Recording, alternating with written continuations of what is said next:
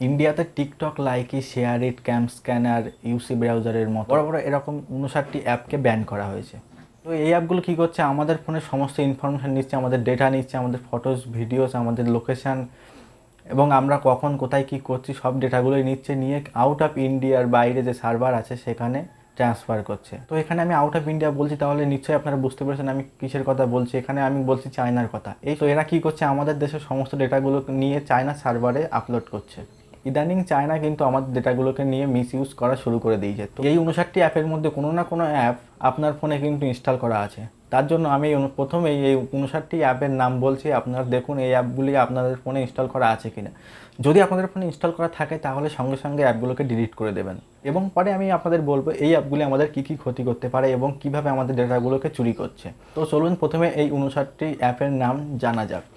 TikTok, SHAREit, UC Browser, Baidu Map, Shein, Clash of Kings, Helo, Likee, YouCam Makeup, Mi Community, CM Browser, Virus Cleaner, Club Factory, NewsDog, BeautyPlus, WeChat, UC News, Xender, Bigo Live, Selfie City, Mail Master, Parallel Space, Mi Video Calling, ES sign, ES File Explorer, Viva Video, Vigo Video, DU Recorder, DU Cleaner, DU Browser, Hago, CamScanner, Clean Master, Wonder Camera, Photo Wonder, sweet selfie, Baidu Translate, VMate, রিউ Launcher, U Video, V Fly, Mobile Legends, DU Privacy. এবং স্ক্রিনে আমি যে 59টি অ্যাপের নাম দিয়েছি, এই app এখান থেকে আপনারা স্ক্রিনশট করে নিন, এবং যদি আপনাদের ফোনে এই অ্যাপগুলো থাকে তাহলে অবশ্যই অ্যাপগুলোকে আনইনস্টল করে দিন।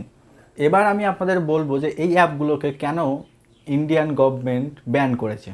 তো এই সমস্ত যে অ্যাপগুলো আছে এরা কিন্তু আমাদের ইন্ডিয়ান সার্ভারে তাদের ডেটাগুলোকে আপলোড করছে না, তারা ডিরেক্টলি চায়নায় ডেটাগুলোকে ট্রান্সফার করে দিচ্ছে। এটাকে কিন্তু আপনারা একটি সাইবার ক্রাইম বা সাইবার অ্যাটাক ভাবতে পারেন। আপনি হয়তো ভাবছেন আপনার ফটোস বা ভিডিওস এরা চাইনিজ সার্ভারে আপলোড করছে, তাতে আপনার কি ক্ষতি হচ্ছে। হ্যাঁ, হয়তো আপনার কোনো ক্ষতি হচ্ছে না, এই সমস্ত কোম্পানি কিন্তু আপনার মতো একজনের থেকে ডেটা নিচ্ছে না, নিচ্ছে লাখ লাখ লোকের মানুষের ডেটা।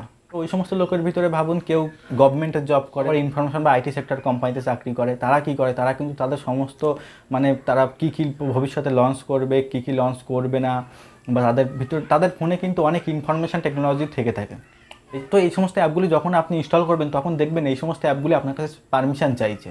কী কী পারমিশন চাইছে, যে আপনার ফটোস ভিডিওস রিড করবে, আপনার ফাইলস রিড করবে, আপনার কল রিড করবে, আপনার এসএমএস রিড করবে, এমনকি আপনার সমস্ত ব্যাংকের ইনফরমেশনটাও কিন্তু তারা জানে। আপনি দেশের ভিতরে থেকে বর্ডারে না গিয়েও কিন্তু আপনি দেশকে সেবা করতে পারেন। এখানে গভর্নমেন্ট কিন্তু আপনাকে বলছে না যে ইন্ডিয়াকে প্রোটেক্ট করো বা ইন্ডিয়াকে প্রোটেক্ট করার জন্য আপনারা বর্ডারে যান। তো আমরা কিন্তু বর্ডারে না গিয়েও দেশের ভিতরে থেকে এই সমস্ত সোশ্যাল মিডিয়া যে সমস্ত অ্যাপগুলো আছে ডেটা লিক করে, এই সমস্ত অ্যাপগুলো যদি আমরা ডিলিট করি তাহলে কিন্তু আমাদের দেশের সিকিউরিটিটা মজবুত হবে।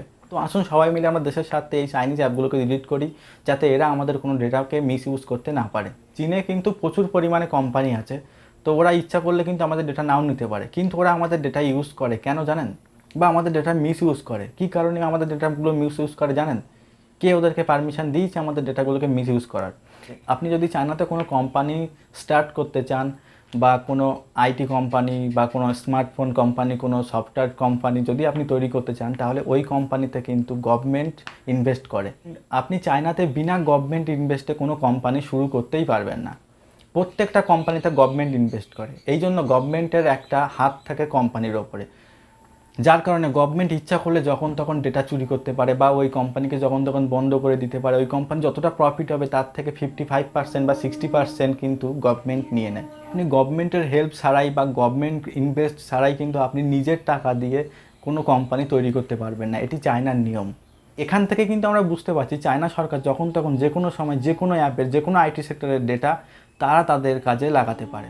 আইটি সেক্টরের জন্য চায়নায় কিন্তু একটা স্পেশাল সার্ভার আছে, যেমন MI company, Xiaomi company, Realme, Oppo, Vivo, Motorola, Lenovo, এই সমস্ত যত সব চাইনিজ কোম্পানিগুলো আছে, এদের যে ফোনগুলো আমরা আমাদের ইন্ডিয়াতে ইউজ করি, এই ফোনের সমস্ত ডেটাগুলো কিন্তু চায়নার ওই আইটি সেক্টরের যে সার্ভারটা আছে সেখানে যায়। প্লাস এই যে আমরা যে সমস্ত অ্যাপে এখন ইন্ডিয়ান গভর্নমেন্ট ব্যান করলো, এই অ্যাপগুলো ডেটাও কিন্তু সেই সার্ভারে যায়। আর সেই সার্ভারের 50 থেকে মিনিমাম ধরুন 60% যে মার্কেট শেয়ার কিন্তু চায়না গভর্নমেন্টের আছে এবং চায়না গভর্নমেন্ট ইচ্ছা করলেই যখন তখন সেই ডেটাকে মিসইউজ করতে পারে। ইদানিং চায়না গভর্নমেন্ট এটাকে মিসইউজ করা স্টার্টও করে দিয়েছে। এখানে আমাদের সিকিউরিটি আমাদেরকেই দেখতে হবে, আমাদের দেশের যত রকম সিকিউরিটি আছে সেগুলোকে আমাদেরকেই মেনটেন করে রাখতে হবে, যার জন্য আমাদেরকে এই সমস্ত অ্যাপগুলোকে ডিলিট করে দিতে হবে। আর আমি এই অ্যাপের নামগুলো আমি আবার আমার ডেসক্রিপশান বক্সে দিয়ে দেবো, সেখান থেকে আপনারা দেখে নেবেন। দেখে যে অ্যাপগুলো যদি আপনার ফোনে থাকে তাহলে তো অবশ্যই আপনারা অ্যাপগুলোকে আনইনস্টল করে দেবেন।